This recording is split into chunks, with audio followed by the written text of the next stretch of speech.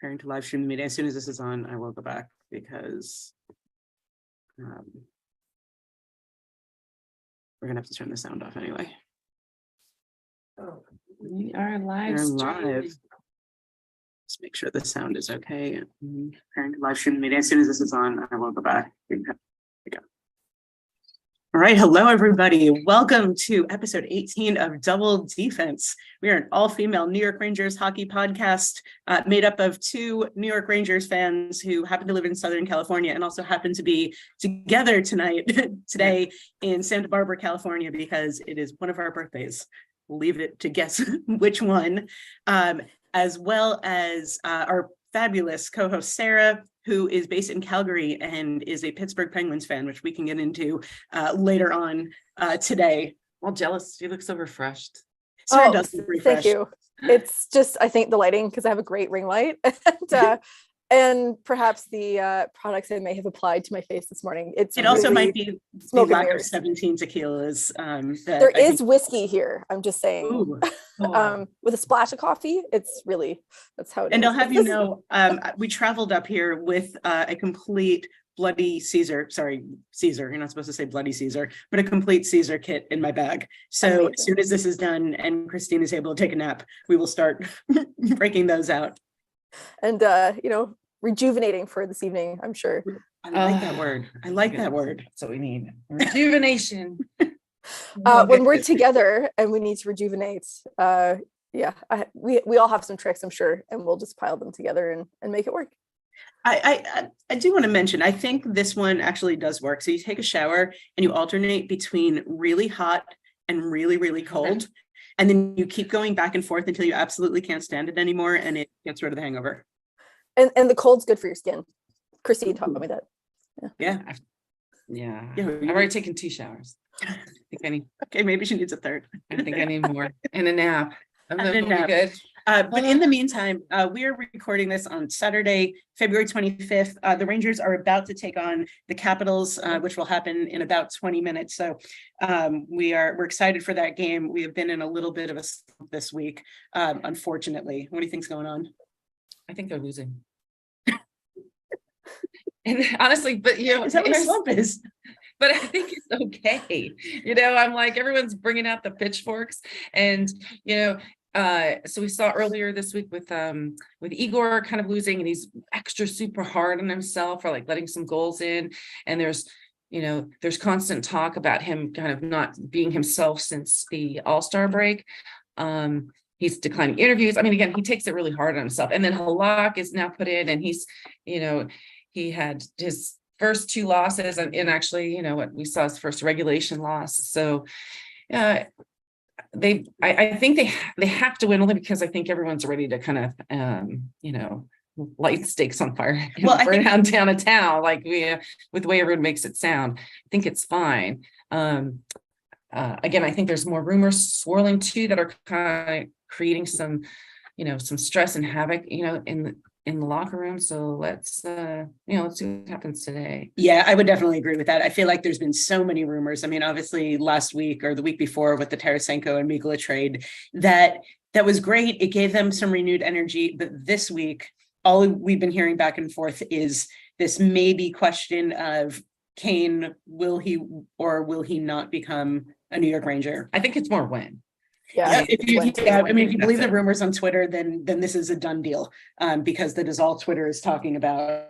But maybe it is leading to a little bit of just unsteadiness on the bench. Decision was placed on, but did they place him on waivers, or they just didn't have him? Yeah, they just didn't have him play. Just stopped playing him. Like, him and Kravtsov are out for what they called it, roster management. Roster management. Yeah. Interesting phrasing. Yeah. So I haven't seen the lineup or what they're saying today, so we'll check that out in a bit and see what's going and who's going to be playing today, and we'll just kind of see how that goes. I mean, Caps are kind of not having a good time either, so they've had a little bit of disruption in their thing too, with Ovechkin being out and out of the country, and now he's back, so it'll be good. And the other thing too is isn't it the rumors now is that the next like outdoor series, like the stadium series, is going to be the Rangers and the Caps, like they're looking at that for next year. Yeah, I think Nice. they're looking at that for next year, but don't forget, before then, we have the animated Well, the yeah. animated Rangers That's Capitals cool. game coming up on Oh, yeah, March, that's- March 14th, which we cannot forget about. This will be a little, definitely an interesting rivalry game. And hopefully we come out on top. I think you're right. Like they are slumping by the fact that they are losing games. I think it was sort of bound to happen. The Rangers just went on, a pretty unbelievable win streak. I think that they won some games that they probably, not that they didn't deserve to win those games, but they were able to outscore their own mistakes, which I don't think was happening in the previous games this week. I saw a lot of sloppy defense. I mean, the Rangers have some great moments, but a lot of sloppy defense, leaving my man Halak out to dry, which was kind of unfortunate. Who's going to leave him out to dry with those blue eyes? I agree. And it's funny because like on Thursday that they were taking good shots. Oh, you guys timed that perfectly. We have a good rhythm. I might still be a little drunk here. Some people were commenting like, you got to shoot and score. I'm like, they were shooting. We had a plenty of shot. They were good shots. I think we're getting into that thing of like, people are playing really good against us. And I had to listen to the Red Wings feed where I think those guys were just drunk. And announcers? Yeah, they're gold. We're seeing some consistency there with the announcers. And it was like, some of these people who've had like scoring slumps themselves are now scoring against us. So that doesn't help anything. No, but one of the interesting things, and I think we can look at the last couple of games that the Rangers played, were against teams that really needed to win for various reasons, because of like Winnipeg in the West is still fighting for their positioning. Even Detroit, they're just out of the wild card, but that wild card in the East goes back and forth on a daily basis. At the time of this recording, it is the Islanders and the Buffalo Sabres have weaseled their way into the wild card spot. But they're currently, so the Islanders are at 67 points. How far the Caps went down to? Yeah, but everybody's so close. So the Islanders are at 67, Buffalo at 64, Detroit and Florida also at 64, and then Pittsburgh at 63, and the Capitals at 62. So everybody is going to start playing as hard as they absolutely can. So this is when the Rangers need to pick up their game, and whatever is going on in the locker room, whether it's about Kane or not, Trouba needs a good helmet throw, and we need to get back on track. There's two things. One, we're going to see that, I mean, the trade deadline's this week, so everything's going to be over and done with, in just a few days. The other thing is, Liz, last week you kind of put up some stats, and I think you need to take it back. So, which stats were those? You said with the points we have, we don't need to win. We just need to not, I specified, to not lose. We just need to not and lose. Then I was texting you after these losses. I'm like, you better stand up, spin around 3 times and say, we need to win, we need to win, we need to win. Yeah, this is. I don't want to blame it on like the fact that the Rangers don't make it easy though. And I think that is one of the fun things about this team.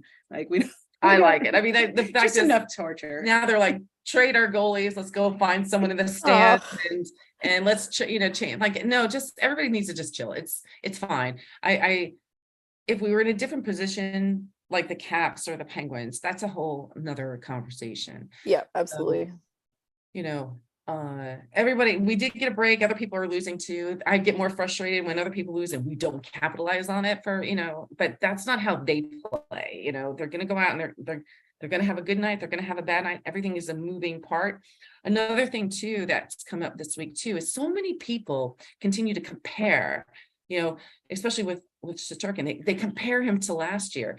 And I'm constantly kind of arguing with that, where it's a moving piece. You don't have the same scenario that he had last year to have his, that percentage he had. And even he was talking about that. He's like, I can't compare last year because it's not the same thing, and so people need to stop doing that because it's stupid. And if you're doing it and you're listening, it's stupid. Stop. Because yeah, it doesn't make any sense. You know who you are. You know who you are. So and it's just move forward. Again, I'm proud of my team, our team, because they don't make any excuses for anything. They know where their weaknesses are. They just have a bad game. So that's what I've been, I know Forever Blue Shirts, I know that they usually put out really good articles, but it's like, look, what do you think about the loss? It was a loss. Move on. We have another game today. Yeah. And it's going to be a different game. I think we're going to take this game. Exactly. Not And then so worried it'll be interesting as we start getting closer to Beat the Caps. I hate the Caps. rivalry week, which is the term that they're giving the week that we are all in New York is They're all rivalry week, rivalry. because it's 3 games against the 3 games against the Penguins and 1 against the Capitals, all within the span of a few days. So that will be fun. And I think it will. I hate the Capitals. They have to win today. Yeah. That's the I'm team. not, I'm not a fan either. It's the team I hate the most. So okay, so we're gonna manifest some positivity. We're, instead of manifesting no losses, we are going to manifest wins. And speaking of manifesting, I think there was something that Sarah is trying to manifest as well in the NHL. There is. I'm going to pivot back just a tiny bit before I jump to that. But yes, thank you for that segue.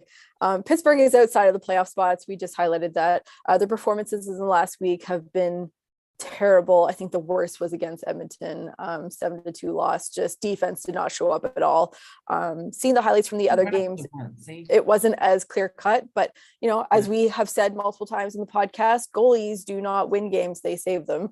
Jari just hung out to dry, honestly, with Edmonton, and then DeSmith came in the third period and same thing. Like, they both stood on their head. I think they both did the best that they could. It was not them. It's not the goalie performance. Defense just, what's going on? Just skating in all directions. They're not focused. They're not, Connor McDavid and Draisaitl, your favorite Edmonton player, just all over them. And they look great. Edmonton looks amazing. Edmonton did look really good. They look so good. And, I've commented many times how I think Pittsburgh looks tired. They do. But I'm starting to see some other things. I was watching some interviews with Sid this morning. He also looks frustrated and tired, but it's not just that. It's not what's on the ice. I think it's what's happening off the ice. I think they're calling for the GM to be fired, Ron Hextall, which I did some digging this morning. He was not loved as a player either. He got booed a lot. I think there's something to that. I don't think it's coaching. Mike Sullivan's been there for a long time, since the 2015-2016 season. That's a good length of time given the coaching scenario in the league right now. He's done well with them. I don't think it's him. I definitely think it's upper management. I'd like to manifest, if we're going to get rid of a GM, let's bring in someone who's beloved in the league, who needs a job. Who did we see get fired? Bruce Boudreau, lovely man, great reputation. Players love him, whether they've played for him or just worked with him in the past or by association through the league. Funny enough, Jim Rutherford was in an upper management position with Pittsburgh last year, got kicked out for wanting to trade Malkin. That was not well received. And off to Vancouver he went, where Bruce Boudreau was already there. There's no love lost between them. We all know he got rid of Boudreau earlier this season. And Boudreau's sitting on the bench waiting for his next move. Let's bring him back. He's loved. He'd be a great addition. And I just think it'd be funny. Pass me the popcorn. I want to watch all of that unfold. I think it'd be so funny. Do you think it would change the culture from the top down a little bit? I do. And Pittsburgh as an organization has a great culture, a great culture reputation anyway. So perhaps that odd piece is the GM, Ron Hextall. Lemieux's been known to save that organization time and time again. If they miss the playoffs this year, it'll be their first time in 17 years. That's huge. They've had a 16-year running streak, which is great. Not many teams can say that. So I definitely don't think it's a culture top down. I think it's probably one person. Interesting. Well, time will tell, but we will certainly keep an eye on that. Yeah. I'm excited. So and I'll kind of add another a final thing too here. So this week marked the anniversary of Miracle on Ice. So I had put that out there. It was on Wednesday. Where were you? I love that some of the answers were people didn't exist. This one. I'll say I did not exist yet. I'm pretty sure you didn't exist yet either, Sarah. No.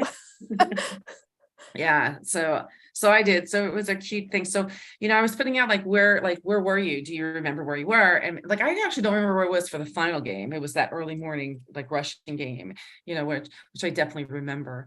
And so, but since you guys were born then, do you guys have a favorite memory? Because I'm sure you watched Miracle, and have you seen Miracle the movie? No, it's Disney, and it's Kurt Russell, isn't it? They didn't release Great movie. It's a Yeah, they great didn't. movie. Well, I worked at Disney at the time when it came out in the theatrical department, and they didn't release it in Canada because they thought nobody would watch it, which I think is hilarious. Because they would. Wow. No, so I need to watch that. But it looked great.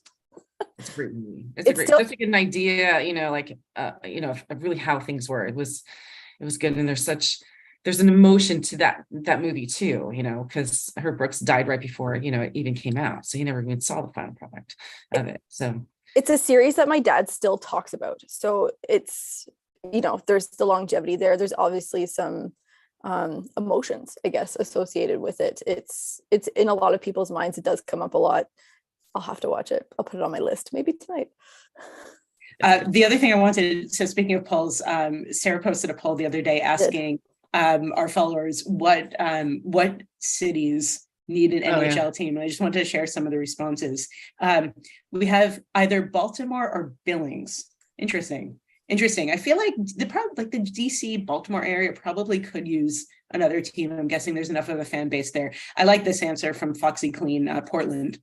I think Portland would be a great hockey city. I think it would be fun to get up there. I wonder if the NHL is considered Portland. I bet they have. They have a great beer and wine industry in Portland. I hear lots about it. I really want to go check out their beer festival. What a great spot in between Seattle and say somewhere like LA or Vegas. Like there's some opportunity there. The Billings comment really excited me because I also think Billings from a standpoint of people moving there, people visiting there for they want to see the Yellowstone set or the park.